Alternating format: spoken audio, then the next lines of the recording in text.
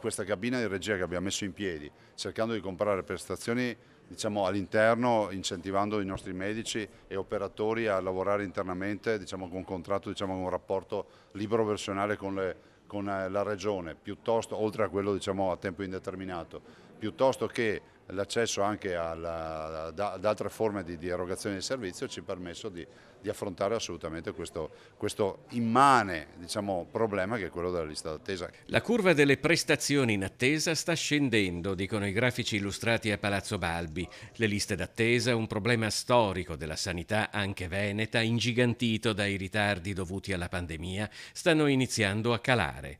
Dal maggio 2023 a quello dell'anno successivo, le prestazioni da garantire entro 10 giorni dalla prescrizione sono passate da 502 a 0. Quelle con priorità di 30 giorni sono passate da quasi 83.000 a quasi 14.000, pari all'83% in meno. Quelle da 60 a 90 giorni da 74.000 a 28.000. Le attese più importanti ce le abbiamo ad esempio sulla oculistica, dove non abbiamo professionisti, dove nei concorsi i professionisti non riusciamo ad assumerli perché non si presentano e ripeto facciamo un concorso ogni 3 giorni.